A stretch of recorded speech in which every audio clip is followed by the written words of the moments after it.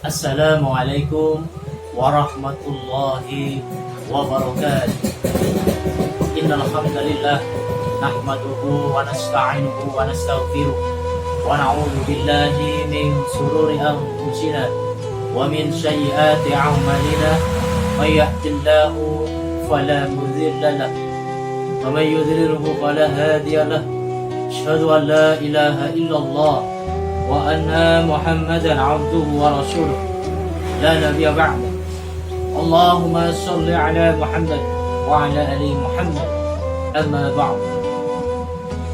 Saudara-saudariku kaum muslimin muslimat yang saya cintai karena Allah, pemirsa studio LR Official yang selalu setia dan kita saling sharing, saling berbagi ilmu yang tentunya bermanfaat untuk diri kita dan juga untuk saudara-saudari kita.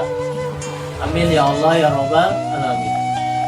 Mari kita ucapkan rasa syukur kita kehadiran Allah Subhanahu wa Ta'ala yang selalu memberikan nikmat kepada kita, nikmatnya hidayah, nikmatnya iman, nikmatnya Islam, nikmatnya kesehatan.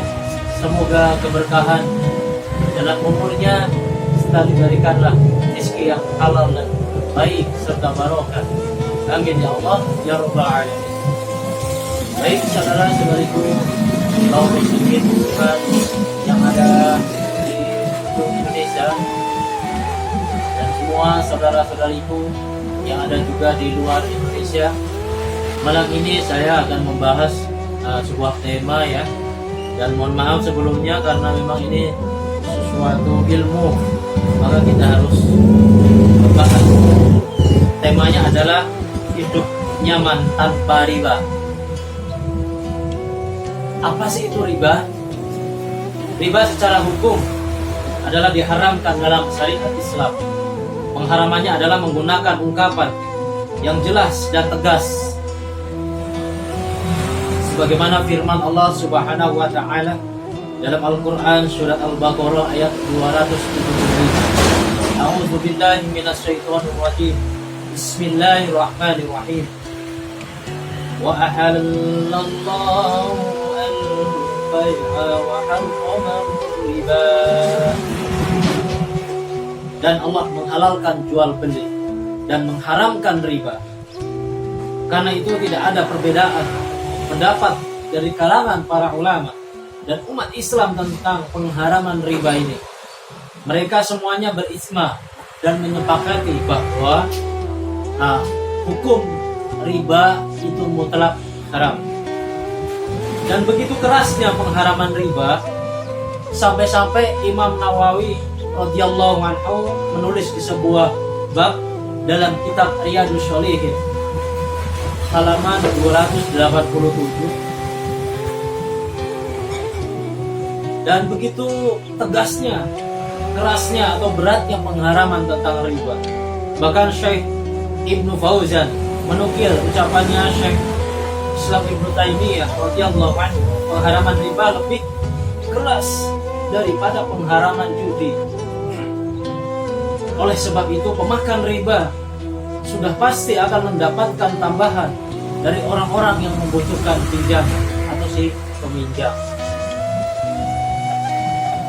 Saudara-saudariku kaum muslimin muslimat yang saya cintai karena Allah, dan riba termasuk dosa dan pengharaman yang sangat keras, dan ancamannya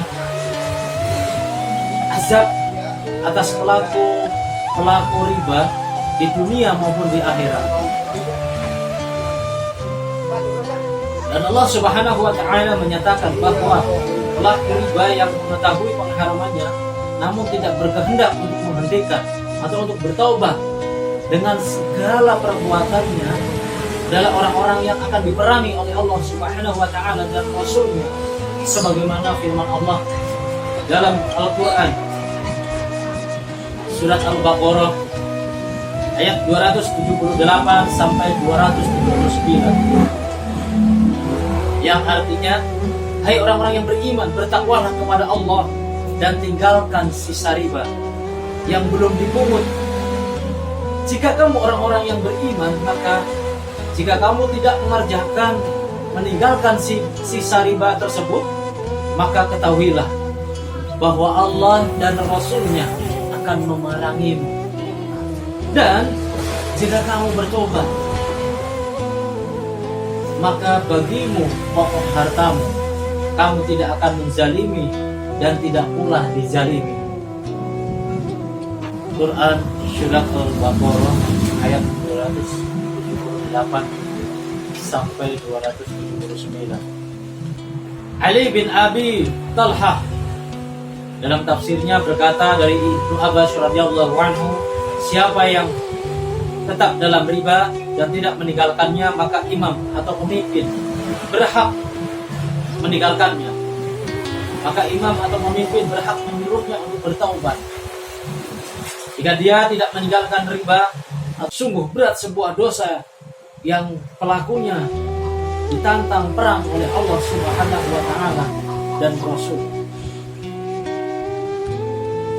Allah Subhanahu wa taala mengancam memusnahkan harta riba bagi pelakunya, sebagaimana firman Allah Subhanahu wa taala, A'udzu billahi minasyaitonir rajim. Yamhaqullahu riba wa yuribis shadaqah.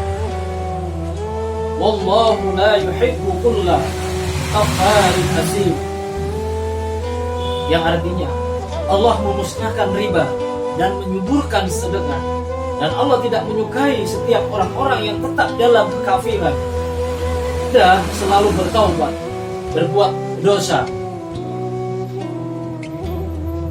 Jadi Allah tidak suka dengan orang-orang yang berada dalam kekafiran dan selalu berbuat dosa. Di dalam Al-Quran Surat Al-Baqarah ayat 276.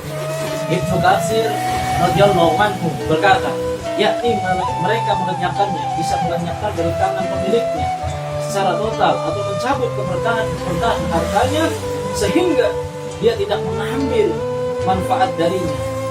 Bahkan sebaliknya, Allah Subhanahu wa taala menyiksa dengan harta riba, baik itu di dunia dan mengazabnya karena harta riba itu kelak di akhirat. Alhamdulillah. Saudaraku, begitu tegasnya aturan-aturan syariat ini demi untuk memberikan keselamatan kepada hamba-hamba.